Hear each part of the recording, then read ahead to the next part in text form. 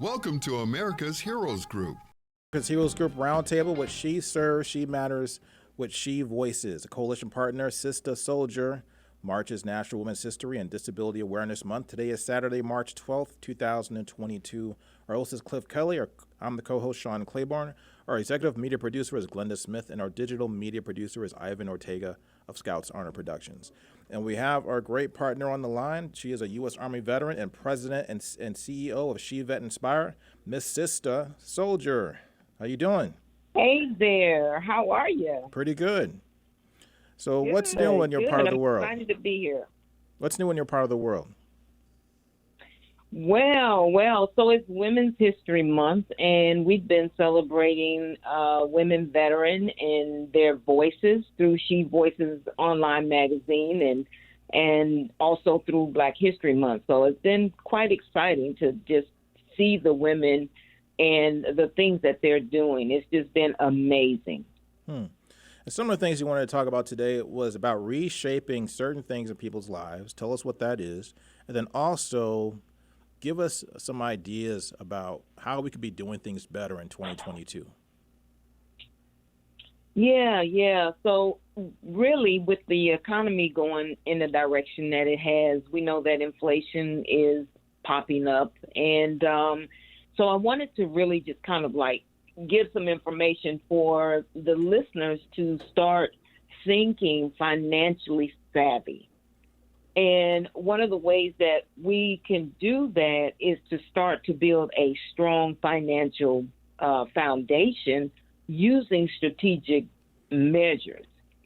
That starts with really, as in everything, we were taught in the military that we have to assess where we are first, right? Right. So we don't just go running into something, but we assess where we are to look at where we are with our debt, make a list of them, make a list and be aware of the rates that we're spending. And a lot of times financial services will reduce that if we ask. But if we never ask, they won't bother because they're on the upside, So we want to start getting in the front of our mind, what are the things that we can do, even if the credit is poor, or a low credit score, there's still the probability of going in and asking, making arrangements to make the amount that's contributed even out to what you can afford as the months go by, to kind of stretch the dollar, and to be cognizant of how can I maybe lower my interest rate and start saving that money, or put it in some type of a fund that will earn some money. Now, we know that a lot of the banks right now, they're not paying anything. They're giving 0.01%. That's not even a penny. Right. So we want to make sure that we can find vehicles that we can put that money aside, maybe a money market, or maybe something. There are two resources that I will share later, but we want to start looking in that particular direction. Yeah, I think it's really important you touched on something that people don't realize. Oftentimes, a lot of financial institutions, particularly if you have credit card debt, you can actually call them up. Don't run from your credit card debt, or don't try to hide under a table. Call up those institutions and let them know you're having trouble paying. They have hardship programs at almost every major institution. A lot of these came out of the housing crisis that kind of linger with us still today, and also were kind of re-implemented during the pandemic. Call them up, talk to them, let them know that, hey, I'm having trouble paying my credit card bill. And like you said, they'll oftentimes lower your interest rate, and oftentimes turn your revolving debt, your revolving credit line, into maybe a fixed loan where you can afford the payments, because they don't want you to default on their loan. They don't want a bad debt any more than you want to default in your debt. So I think that's great information. Yeah. And like you said, rates are very, very low, but there's other things you can do. Yeah, and the other thing is to look at how much are you investing every month. Am I investing enough that's going to set me up for my future? even if it's a small amount, we have to start somewhere. But there should be some level of investment that we are contributing to our future. I don't care if it's $1, $10 a week. It's something, because what happens is it begins to create an emergency fund that gives us, at least if the paycheck is short 1 month or whatever, then now you have a cushion. You have something to fall back on. Now, economists tell us we should have at least anywhere from 3 to 6 months of funds put aside so that we could pick up the slack or carry ourselves through when there is challenging times, such as increased rates or loss of employment. So we want to work towards that as much as possible. And then we can make a list of the organizations that we have accounts with. You know, are we paying direct deposit or are they withdrawing from our account? We need to be aware of that, because so many times we have things that are being automatically withdrawn and we're no longer using it, and we don't think about it. Right. You know, I know personally, like I need to go through my Apple account, right? We apply to these apps sometimes, or even the newsletter, New York Times or whatever the case may be, and we're not reading them.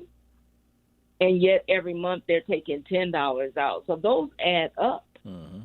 So we have several apps that is automatically withdrawing out of our account, and we're not using them. That's a way to save money that we can put into an investment or put aside for that emergency account. Right. We don't even realize oftentimes we get these promotions for a free month, 30-day trial period, and then those trial periods go. And then sometimes we even link that stuff to our credit cards, so we're not paying it off right away. So we're actually paying interest on top of these automatic debits coming out of our accounts.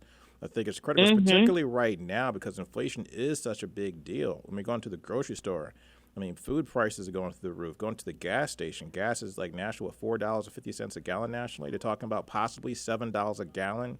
For example, here in Chicago, already hit $7 a gallon in parts of California. So, I mean, That being said, just think about how expensive it's going to be for you to drive to work at $7 a gallon. That $7 a gallon is competing with your, Amazon Prime membership that you don't even use, or that, Netflix program you watch, Squid Game, and Squid Game is gone. You've already seen that, but you still got their subscription. So you got to look at that stuff. Go through your account statements and look at that stuff and start canceling these things. Yeah. And even, because I'm rarely watching TV these days, so I ended up just getting not basic internet, but getting a really good speed internet at my home, and then getting the Roku, because Roku has those same things, but it minuses the monthly payment of that. Bringing that, I lowered my cable bill $100 just by getting a Roku stick. That's that tank of gas right there. 2 tanks of gas for some people. Yeah. Every month, and this was before the inflation began to rise. But I think about it, and it's like, wow, I'm really glad that I did that back then. Mm-hmm. So these are just things that we could kind of consider. I know we don't want to do without them, but there are ways and there are opportunities out there for us to lower those expenses and still have that level of lifestyle that we want, and be savvy about it at the same time. I agree. I think it's really important to really like we learned in the military, to prioritize things that are most important. So if those things are most important, you got to get those things out of the way. And then all those luxury items, or those comfort items, we want to start to look at those things and see if we can truly afford them. And then once upon a time, there was no such thing as a Netflix. Once upon a time, there was no such thing as this Amazon TV and all that type of stuff that that we spend money on. But we forget. We forget about those days. So we forget about just taking a walk in a park with your girlfriend, or taking your dog out to the park and throwing the Frisbee around. We don't do any of that stuff anymore, which is free. There's all kinds of ways you can enjoy life, and it doesn't cost you anything. Mm-hmm. And that's the real pleasure right there, is being able to enjoy and embrace family and friends without having to always go and, spend money to eat out or whatever the case may be. It's a lot of pleasure and great experiences in life that doesn't cost us anything. Mm-hmm. Now, tell me about, what do you recommend, and especially in this time, because I've thought about this a lot, a second job or second source of income, because the economy is opening up, people are going back to work. However, we know that wages are not keeping up with inflation. Now, wages have gone up a little bit, but they never keep up with inflation. The last, 70 years, wages have always kind of been lagging behind the prices that are increasing. Right now, we're getting really big inflation right now. So maybe it's a good idea to start thinking about a second source of income, a part-time gig. Because of the pandemic, it seems like there's so many more work-at-home gigs that you can do. Yeah, exactly. And first, one of the things that people don't often think about is just simply asking for a raise. I know that they may feel like this is not the time, but it could very well be the time, especially if they haven't requested a raise or received a raise in a long time, and they know that they are contributing to the growth of that organization. Then don't undersell yourself, know your worth, and ask for a increase in pay. And then we do want to go and consider one of the sure ways to increase your income is to get a second job or start a side gig. And I have some things that consider babysitting, simple things that people, that there's a demand for, and it's not something that people will often say no, because there's a plethora of people needing these particular things. And one would be babysitting, data entry. You can ask a small business owner or someone who needs data entry, put in, and ask how you can help them with that. Become a consultant, maybe a photographer or someone who organizes events, even summits. Online events are something that you can help others with that are putting on events, and they don't want to do that. Maybe they don't even know how to do it. If you are a health guru, become a consultant to help talk about health and fitness. Become an Uber or Lyft driver. Do landscaping. So it's just so many different things. Help organize someone's home or organize their taxes. This is tax season. Sometimes people have a lot of receipts and they need help with it. So find some friends and family that are willing to pay and ask them how you can help them get their taxes together. Maybe pet sitting, or better yet, social media. And last but not least, if you do want to work home remotely, then I have the solution for that, especially with our training, again, is project management. So helping a business keep their management and their flow of their contracts and different things that they have going on in their organization, becoming a project manager for that organization, and will allow you to be able to work remotely from home.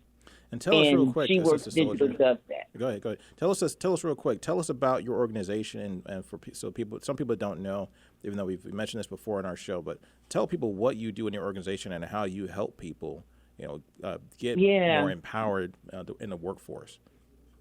Yeah. So She Works Digital. We take anyone. We give the basics of project management skills that can help them to learn the process and procedures, methodologies of project management, the terminology. We walk them through that process. So it's not just take the course or whatever the case may be, and then you're on your own. But we're walking them through that, making sure that they understand. And then we help them craft whatever their niche is, their specialty, so that they can work remotely from home. If they want to become a consultant, if they want to work in one of our specifics is podcast production.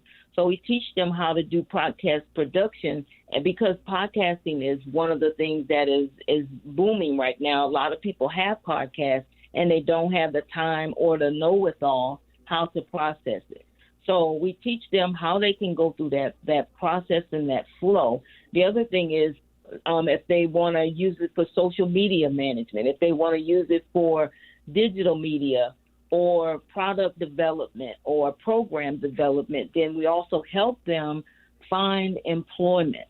So it's taking the skills that we have, learning the processes and procedures for project management, and then you have the opportunity to use it. We will even help teach them how to set up a business and run it as a freelancer. And then we match them with employers.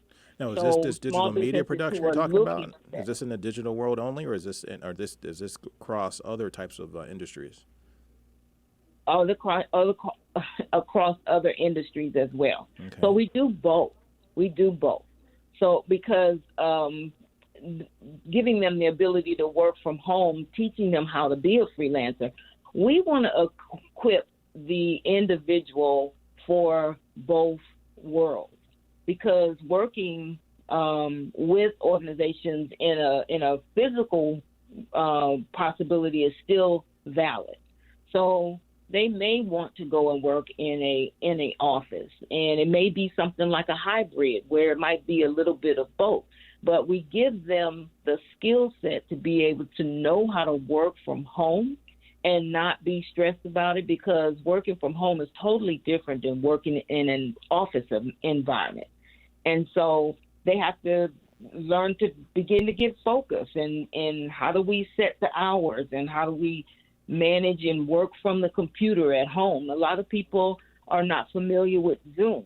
And if they are familiar with Zoom, then that's a plus. But just getting started, it opens up the door for anyone to be able to bring in a form of income and stay ahead of the game, because soon that's going to be the work environment. And we want to prepare now and not wait until doors are really shut in our face and say, well, if you're not able and not knowledgeable on working from home, then we can't use you, you know? Mm-hmm, that's correct.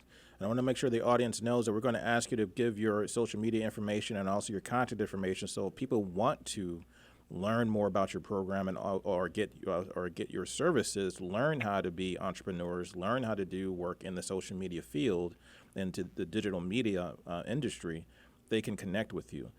One thing I noticed that in the world is that you've seen a lot of at-home jobs they're lingering on from the pandemic, because I think the business world seemed to understand or learn that it's a lot cheaper and more cost-effective to do a lot of these jobs that used to require you going to an office. Now you can do them at home. But as you mentioned, there were strict guidelines oftentimes when you're working from home. Tell us about some of those strict guidelines. Well, strict guidelines is employers want to know that if they hire someone, they are structured to be able to help them increase their bottom line. That's the whole thing. If you're not able to manage their projects and collaborate and communicate with the team, not being in a physical environment, then it's very difficult for them to feel comfortable that their business will continue to flow. So that's one of the restrictions right there. Then you have people who their health is still not as high or as elevated as they'd like, and so it's still a warning for them. They need to yield to possible COVID. So they have to be able to work in an environment that is not going to put them in that jeopardy. So then you have the employers, and in most cases, many employers, I'm pretty sure they're ecstatic right now that they are not in a building, because that building was costing them a lot of overhead, and it's less expensive by having their employers work from home. Now, to cut you off there, Sister Soldier, tell us, before you go, how do we connect with you? Give us your social media information. How do we connect with you? Well, they can connect with me on LinkedIn, Sister Soldier on LinkedIn, and also they can go to She Works Digital and check out the remote work environment from there. And you can find me. I'm all over that website and LinkedIn. I'm on Facebook and Instagram as well. I appreciate your time, Sister Soldier. You're always giving us good information, and you're always telling us great things about the digital media field. I appreciate you. Appreciate you as well, Sean. Thank you very much. This is America's Heroes Group. We'll be right back. Stay tuned.